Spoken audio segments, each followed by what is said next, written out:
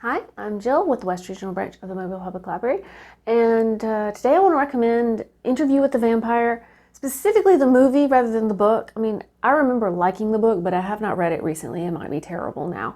But the movie I rewatched just last week, and it really held up. I mean, I've heard rumors that they're remaking it, and as I was watching this, I was like, why are you remaking this? This is just great the way it is.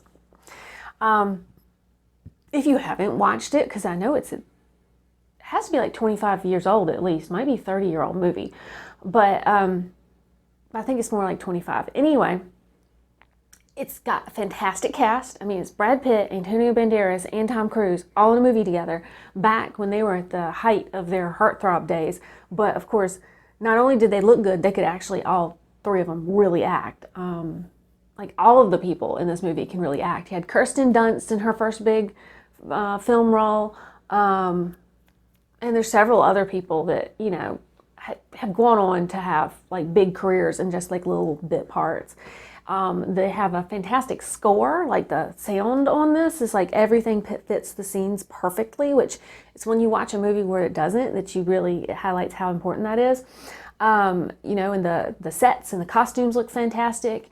Even though this was a really old movie, there's not much in the way of like CGI special effects, so you know that age is fine. I mean, most of the effects in there are like practical, like makeup and you know, set design and that kind of thing.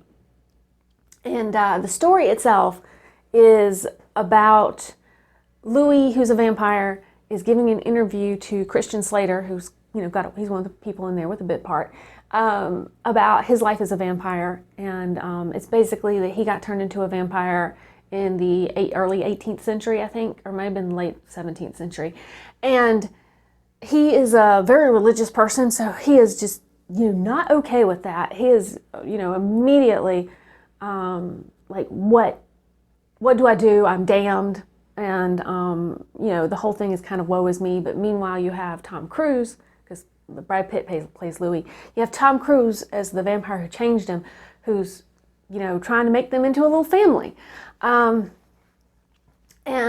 you know, it's, you know, if you like a good vampire story, or actually a good like human drama story, I thought, you know, the Interview with the Vampire, the movie, was done really well.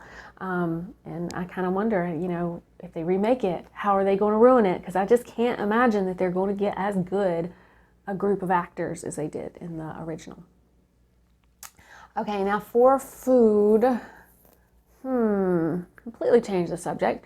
I recently bought some Korean grocery stuff, and one of the things I got was tteokbokki, or maybe it's tteokbokki, I'm not sure. But it's Korean rice cakes is what they call them, but they're not rice cakes like, you know, the puffy styrofoamy ones that we get. They're like chewy rice cakes, and they are like, you know, like weirdly addictively chewy. Like the texture of them just makes you want to keep eating more of them. I can see why they're so popular in Korea. And now I got some with cheese sauce and some with a spicy sauce, and I think the spicy sauce is more traditional, but it's a little too spicy for me. But the cheese ones were fantastic, and I probably might, you know, figure out something to do with the spicy ones. Like maybe if I put some extra cheese in there, it'll like cut the spice, and they'll be, you know, tolerable for me. But yeah, I really like the tteokbokki. Anyway, I really liked it because it, you know, like I said, it was just really strangely pleasant chewiness to it. Kind of like a good gnocchi from like Italian food. Anyway, leave me a comment down below and let me know what you have been watching and eating lately, and I will see you next time. Bye bye.